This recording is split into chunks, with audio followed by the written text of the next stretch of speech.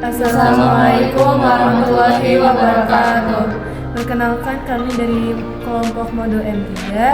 Mungkin nama saya Renita, saya NPM 04. Nama saya Salisa Putri, NPM 078. Nama saya Yuli Melisa, NPM 64. Nama saya Ismail, NPM 81. Di sini saya akan menyampaikan bagaimana proses pelaksanaan modul M3 dengan judul Modulus Elastisitas. Kita mulai aja. Oke, jadi pertama-tama saya akan membahas tentang tujuan dari M3 ini, yaitu menentukan modulus elastisitas kayu dengan cara penentuan. Lalu kita berlanjut ke alat dan bahan. Alat dan bahan yang pertama adalah meja itu sendiri. Jadi meja itu sebagai alas yang digunakan untuk eksperimennya. Yang kedua itu ada manometer blok. Manometer blok itu untuk melihat seberapa pergeseran dari kayunya itu. Yang ketiga itu ada massa. Massa itu yang digunakan untuk menambah beban, memodifikasi beban yang digunakan untuk pelunturan kayu. Yang keempat ada neraca ohms, itu untuk menimbang beban. Yang kelima ada meteran. Meteran itu digunakan untuk mengukur panjang kayu. Nah, yang keenam ada statif. Statif itu digunakan untuk sebagai alas, sebagai penopang buat kayunya itu. Yang ketujuh ada kait. Kait itu digunakan untuk mengaitkan kayu dengan beban tambahan itu. Yang selanjutnya ada batang kayu. Batang kayu ini merupakan alat yang akan dimodifikasi, yang akan diukur. Yang terakhir ada garis rambut. Di sini garis rambut itu digunakan untuk melihat pergeseran yang nantinya akan dibaca oleh manometer blok. Sekarang berlanjut ke teori dasar. Teori dasar yang pertama adalah tegangan dan regangan. Di sini tegangan dan regangan. Itu adalah tegangan dan regangan. Tegangan itu merupakan intensitas gaya per satuan luas. Dan regangan adalah perubahan ukuran benda sesuai dengan gaya yang diaplikasikan pada benda. Dan untuk simbolnya, tegangan itu simbolnya sigma, dan rumus itu gaya per luas. Yang kedua, regangan itu simbolnya epsilon, rumusnya itu perubahan panjang per panjang awal. Kalau satuannya itu Newton per m kuadrat. Buat yang epsilon. Kalau yang regangan itu nggak ada satuannya karena sama-sama meter gitu, jadi saling. Assalamualaikum warahmatullahi wabarakatuh. Perkenalkan, nama saya Hesa Akila Faiza Mu'azzarah dengan NPM 48. Di sini saya akan menjelaskan jenis-jenis tegangan dan regangan, modulus elastisitas, dan juga grafik elastisitas. Dimulai dari jenis-jenis tegangan. Tegangan itu memiliki 3 jenis utama, yaitu ada tegangan tarik, tegangan tekan, dan tegangan geser. Nah, tegangan tarik merupakan tegangan yang dialami oleh suatu benda yang mengalami gaya tarik sehingga benda tersebut mengalami perubahan panjang. Contoh dari tegangan tarik ini sendiri adalah ketika kita memiliki sebuah benda yang elastis, contohnya karet, kemudian kita memberikan gaya tarik terhadap karet tersebut sehingga karet tersebut akan bertambah panjangnya. Kemudian jenis tegangan yang kedua yaitu ada tegangan tekan. Nah, tegangan tekan ini merupakan tegangan yang dialami oleh suatu benda yang diberikan tekanan dari luar sehingga benda tersebut mengalami perubahan panjang dan berkurang volumenya. Nah, tegangan tekan ini memiliki contoh yaitu jika terdapat suatu beton yang menjadi pondasi bangunan, nah beton tersebut akan mengalami tegangan tekan atau gaya tekan dari si bangunan tersebut sehingga beton tersebut mengalami pengurangan volume seperti itu. Kemudian yang ketiga ada tegangan geser. Nah, tegangan geser ini merupakan tegangan yang dialami oleh suatu benda akibat gaya geser. Nah, contoh dari tegangan geser ini adalah gerakan lapisan tanah saat terjadi gempa bumi, atau bisa juga balok kayu yang kita berikan gaya geser sehingga balok tersebut bergeser. Kemudian untuk regangan, nah regangan ini terbagi menjadi 3 jenis utama, yaitu ada regangan tarik, regangan tekan, dan juga regangan geser. Nah, regangan tarik merupakan regangan yang terjadi akibat tegangan tarik. Nah, Regangan tarik ini merupakan perbandingan perubahan panjang terhadap panjang awalnya. Selanjutnya ada regangan tekan. Nah, regangan tekan ini merupakan regangan yang terjadi akibat tegangan tekan yang dialami oleh suatu benda sehingga benda tersebut memendek atau mengalami pengurangan volume. Nah, tegangan tekan ini merupakan perbandingan antara perubahan panjang benda terhadap panjang awal benda. Tapi delta L-nya atau perubahan panjangnya akan bernilai negatif karena panjangnya itu berkurang. Selanjutnya di sini saya akan menjelaskan tentang modulus elastisitas. Modulus elastisitas merupakan ukuran seberapa kaku atau elastis suatu benda ketika diberi gaya. Hal ini menentukan apakah benda tersebut memiliki elastisitas yang tinggi atau rendah.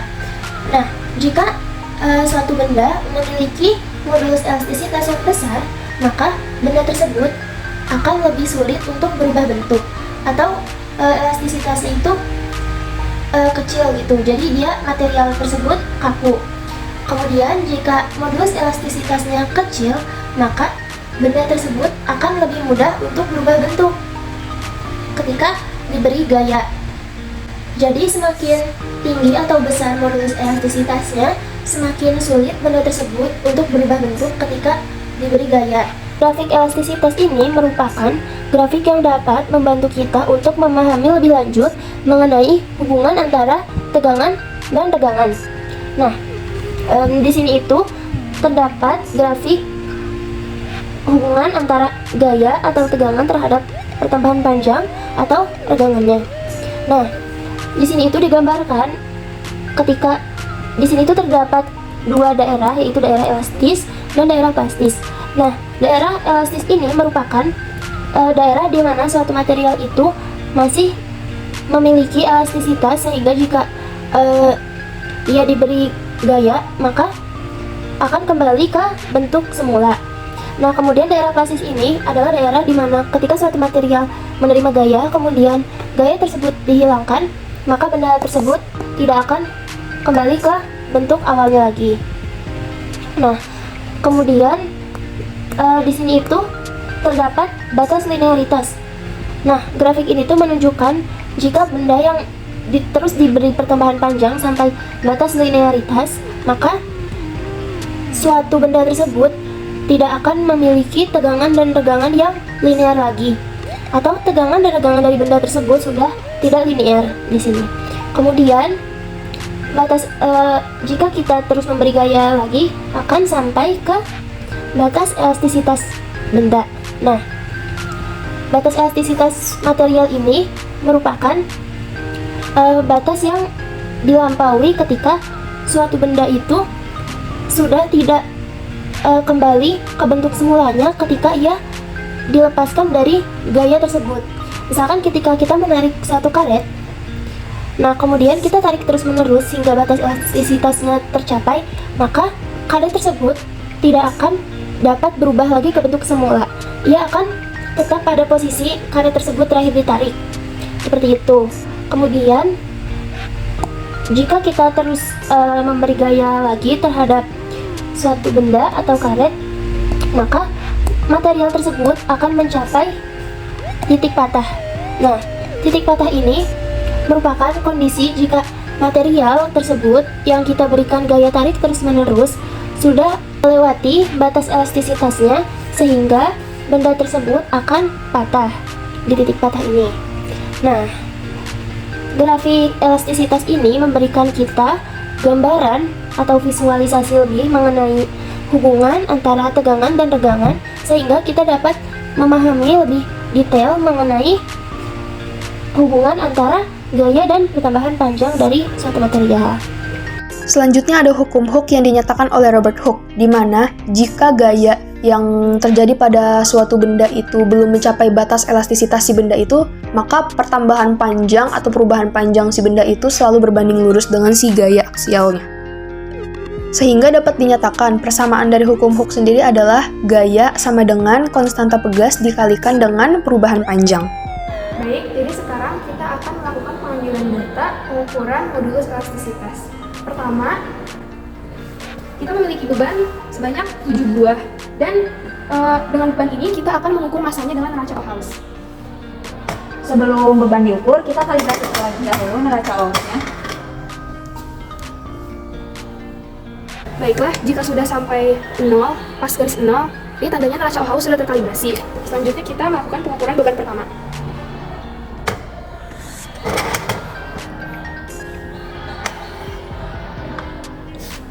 Kita operasikan terlebih dahulu massa dari yang terberat. Setelah mengukur beban pertama, kita melakukan pengukuran massa berulang sebanyak 7 kali hingga beban ke-7 selesai. Data yang didapat akan dimasukkan ke dalam tabel massa. Setelah itu,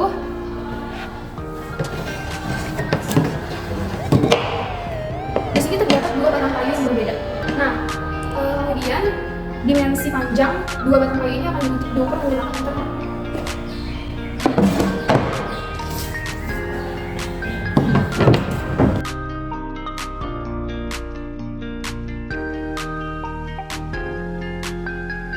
Nah, pengukuran yang dilakukan pada batang kayu ini dilakukan sebanyak 3 kali untuk masing-masing panjang, lebar, dan juga tinggi dari masing-masing batang kayu. Tidak lupa untuk menuliskan hasil dari pengukuran tersebut ke dalam tabel dimensi batang kayu. Oke, di sini ada 2 buah kayu yang tingginya sangat berbeda. Nah, kita itu di sini kan ada 2 sakit di jaraknya. Pada perhitungan pertama itu kan ada yang 60 cm. Nah, ini adalah perhitungan pertama. Dan pada perhitungan kedua itu panjang dari jarak satu ke sapi 2 itu harus 80 cm. Nah, cara memakai alatnya, di sini kan ada luas penampang. Lalu di sini ada yang namanya garis rambut dan pengaitnya. Terus kita kabelin ke sini, masukin ke salah satu kayu. Nah, masukinnya ke sini.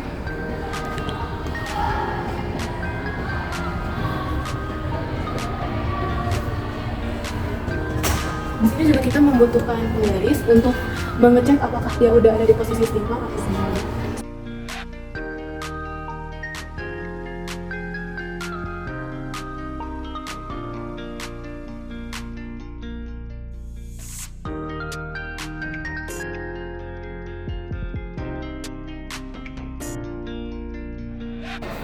Oke, langkah selanjutnya ketika kita sudah menghitung dari beban 1 hingga 7, kita itu menghitung massa pelenturan lagi dengan cara menurunkan bebannya satu-satu.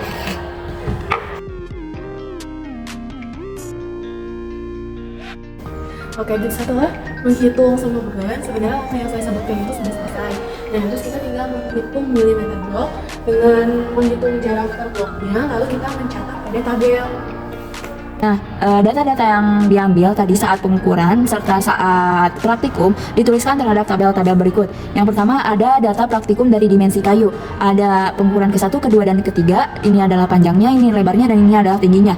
Selanjutnya ini adalah massa beban. Massa beban 1, massa beban 2 yang dilakukan sebanyak 2 kali pengukuran oleh neraca Ohlhaus. Satuannya sudah ke dalam kilogram dan ini satuannya sudah dalam meter. Selanjutnya ini ada pelenturan yang terjadi. Nah, ini pada ketika batang kayu 60 cm dan ini ketika batang kayu 80 cm. Untuk pada batang kayu 60 cm ini ada pelenturan saat massa beban ditambahkan dan ini saat massa beban dikurangi. Terdapat 7 pelenturan dari 7 beban. Begitu pula dengan pada jarak yang 80 cm. Oke, selanjutnya kita akan mengolah data-data yang telah kita dapatkan dari tadi praktikum oleh teman-teman saya. Nah, pengolahan data yang pertama-tama yaitu kita akan menghitung rata-rata dimensi dari batang kayu dan juga massa. Nah, untuk menghitung rata-rata dari masing-masing dimensi dan juga massa itu menggunakan rumus semua dari jumlahnya dibagi dengan jumlah dari batang kayunya. Jadi si X ini tuh bisa saja sebagai panjang, lebar, dan juga tinggi dari batang kayu dan juga massa dari setiap masing-masing beban. Nah, untuk massa dari setiap masing-masing bebannya kita ukur juga rata-ratanya. M1 kita hitung rata-ratanya, M2 kita hitung rata-ratanya, dan begitu seterusnya. Contohnya adalah seperti dalam perhitungan panjang dimensi dari kayu. Nah, untuk panjang dari dimensi kayu itu kan P sama dengan sigma R. Data yang kita peroleh pada panjang dimensi kayu itu kan kita mau peroleh 3 kali pengukuran. Nah, yang pertama itu ada 1,133 kita tambah dengan 1,134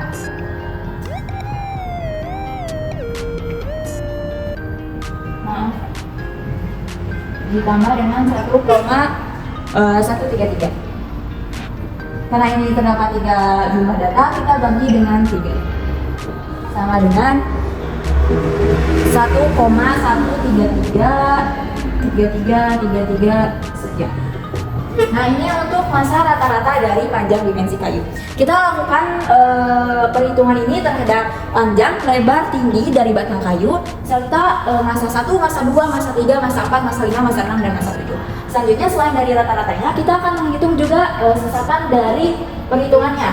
Nah, untuk sesatannya sendiri, delta X sama dengan, berarti kita akan menghitung sesatan panjang, maka delta P sama dengan akar dari P rata-rata dikurangi P kuadrat N kurangi 1. Kita masukkan P rata-ratanya itu ini, akar dari 1,1333 dikurangi 1,133 dikuadratkan, di sini terdapat sigma, berarti ini ditambah 1,1333 dikurangi 1,134 dikuadratkan, ditambah dengan 1,1333 dikurangi 1,133 dikuadratkan, dibagi dengan N nya itu 3 kurangi 1. Nah, kita hitung terlebih dahulu yang di dalam kurung, lalu kita kuadratkan. Setelah kita kuadratkan, kita tambahkan atau jumlahkan semuanya, lalu kita bagi dengan, ini operasikan terlebih dahulu, kita bagi dengan 6. Nah, setelah kita bagi dengan 6, kita akan mengakarkan hasil dari operasi tersebut dan didapatkan sesatannya itu 0,0033. Nah, begitu pula dengan dimensi lebar, tinggi, masa 1, masa 2, kita hitung sesatannya. Nah, untuk penulisan sendiri yaitu masa rata-rata plus minus sesatannya. Berarti ini penulisannya 1,133 plus minus 0,0033. Itu untuk nomor 1. Untuk rata-rata pelenturan, kan kita tadi ada pelenturan yang saat menambahkan beban dan juga saat mengurangi beban. Nah, saat menambahkan beban kita memakai yang ini, dan saat mengurangi beban kita yang ini. Maka rata-rata dari pelenturannya adalah tadi untuk masa beban yang pertama, pelenturan dari titik keseimbangannya itu didapat 2, dan saat dikuranginya itu dapat 2 juga. Nah, karena ini ada 2, berarti jumlahnya itu juga ada 2. 2 tambah 2, 4, 2. Nah, jadi rata-rata pelenturannya untuk masa yang pertama itu adalah 2 mm. Begitu pula dengan pelenturan pada saat menambahkan masa pertama, menambahkan masa kedua, menambahkan masa ketiga, keempat, kelima, keenam, ketujuh. Selanjutnya ada gaya. Kita tahu kalau rumus dari gaya itu adalah F sama dengan M kali A. Nah, kita menggunakan simbol gaya, simbol B sebagai gaya di sini dengan massa dikalikan dengan, kita kalikan dengan percepatan gravitasi, karena yang ada pada saat pengukuran adalah percepatan gravitasi. Dengan percepatan gravitasinya itu sebesar 9,81 meter per second kuadrat. Selanjutnya, untuk masing-masing masanya kita gunakan 7 semuanya. Jadi kita akan mendapatkan 7 gaya. Nah, ini untuk masa 1 dikalikan dengan gravitasi. Nanti saat B2 itu akan masa 2 masa 1 ditambah masa 2 dikalikan gravitasi, dan untuk gaya 3 itu akan masa 1 tambah masa 2 tambah masa 3 dikalikan dengan gravitasi, dan seterusnya sampai dengan masa ke-7. Nah, contohnya itu untuk B1, masanya itu kan kita dapat 0,506 kg dikalikan dengan 9,81 meter per sekon kuadrat, maka akan menghasilkan 4,90554 Newton atau kilogram meter per second kuadrat. Ini dilakukan berulang kali untuk 7 masing-masing beban. Selanjutnya ada modulus elastisitas. Karena memang tujuan kita itu untuk menentukan modulus elastisitas dari kayu, maka kita akan menghitung modulus elastisitas dari setiap penambahan beban atau dari setiap gaya.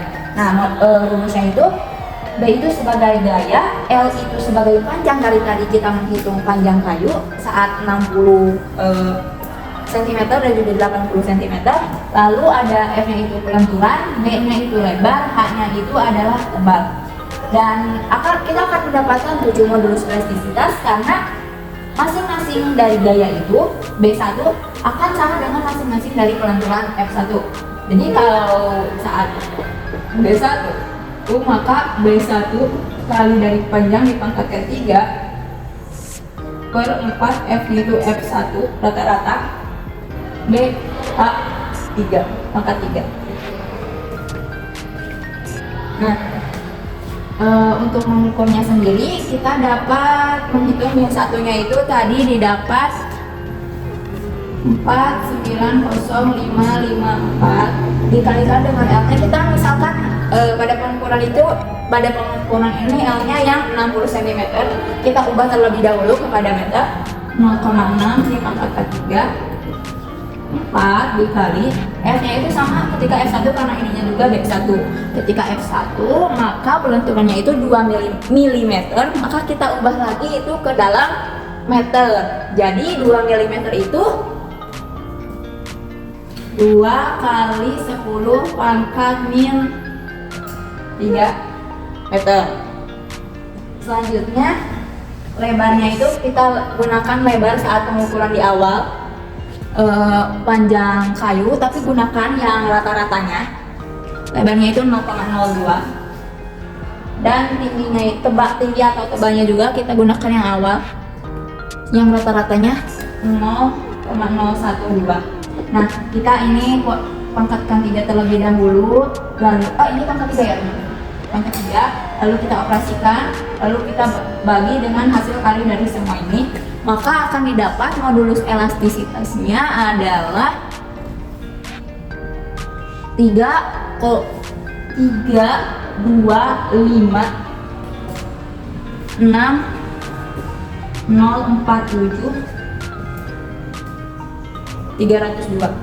ini berapa ya? 1, 2, 3 wow, ini ribu miliaran ya teman-teman. Nah, ini untuk modulus elastisitasnya. Kita lakukan hal ini juga untuk pada gaya kedua dan rata-rata pelenturan kedua, gaya ketiga dan rata-rata pelenturan ketiga, dan seterusnya. Selanjutnya, karena tadi di teori kita sudah membahas tentang tegangan dan regangan, dan kita tahu kalau tegangan dan regangan itu akan menghasilkan sebuah grafik, kita hitung terlebih dahulu tegangan dan regangan dari setiap masing-masing pelenturan.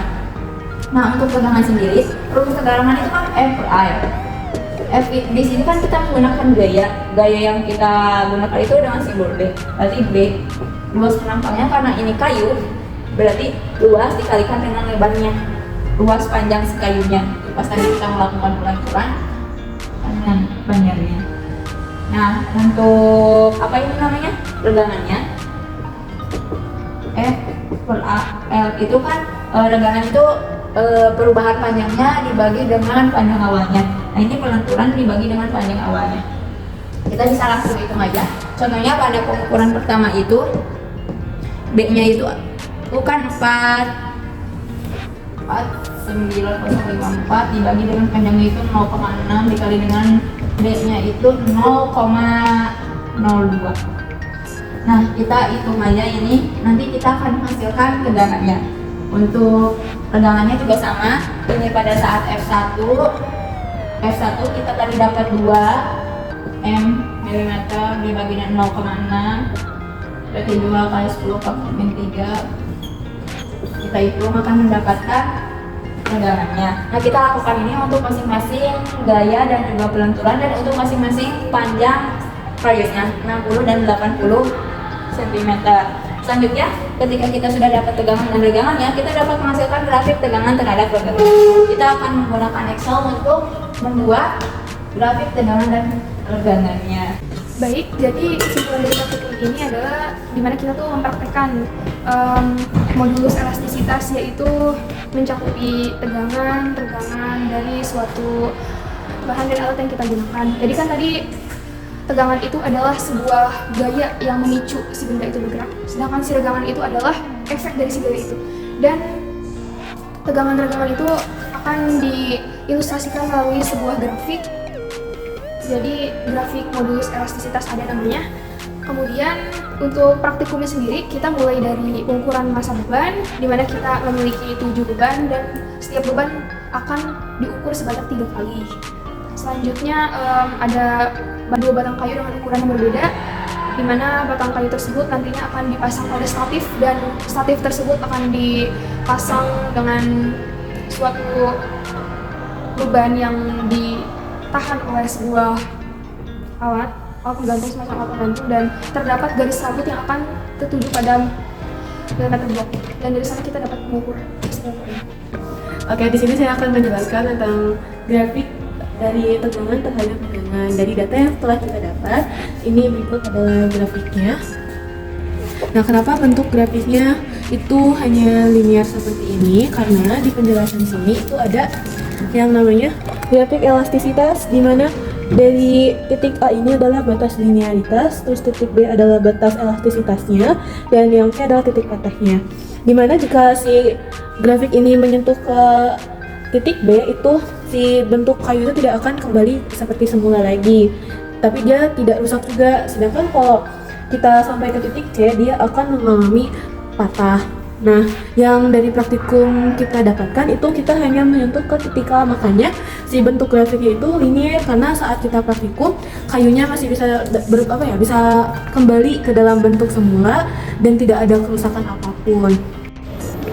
Sekian dari kami dari kelompok M3 Modulus elastisitas. Sekian, terima kasih. Assalamualaikum warahmatullahi Wabarakatuh.